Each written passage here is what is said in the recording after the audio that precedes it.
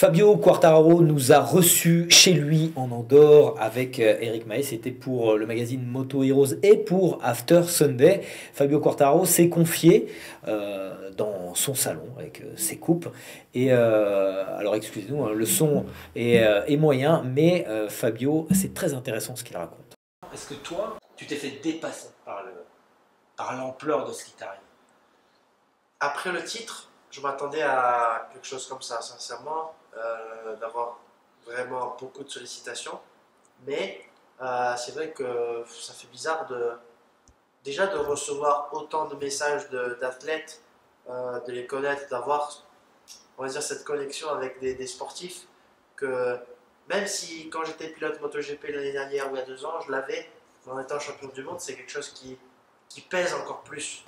Quand on entend, voilà, t'es le premier Français, ça fait plus de 70 ans, à avoir gagné le championnat du monde, bah ça pèse encore plus. Et c'est vrai que là, on rentre dans la cour des grands. Le message est bien passé auprès du grand public, tu penses, pour la moto en général? Je pense que oui.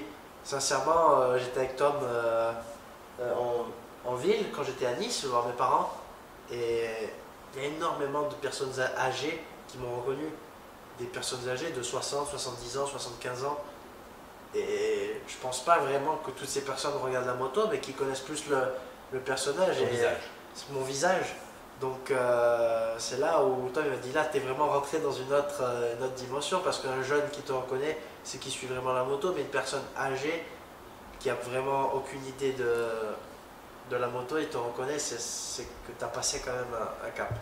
Les clés pour toi à travailler le plus sur les périphériques, le physique, le pilotage, la moto, les réglages, c'est quoi les axes? Il y a plusieurs choses. Pour moi, la première des choses, c'est travailler mon pilotage sur les conditions mouillées et séchantes. Même si on sait qu'on a une très grosse difficulté avec la moto, bien sûr, avoir plus de moteur, c'est la première des choses qu'il faut améliorer. Et après, il n'y a pas grand chose, c'est que des petits détails, mais ça, pour moi, la première des choses, c'est avoir plus de moteur. Et après, travailler dans des conditions mixtes et mouillées, et essayer d'avoir plus de grip sur la moto pour me donner plus de confiance. Johan Zarco, c'est plutôt une relation cordiale, vous échangez par ailleurs, vous êtes arrivé d'échanger, vous vous entendez bien? Ouais, je m'entends très bien avec Johan. On est deux personnages, on va dire, totalement différents.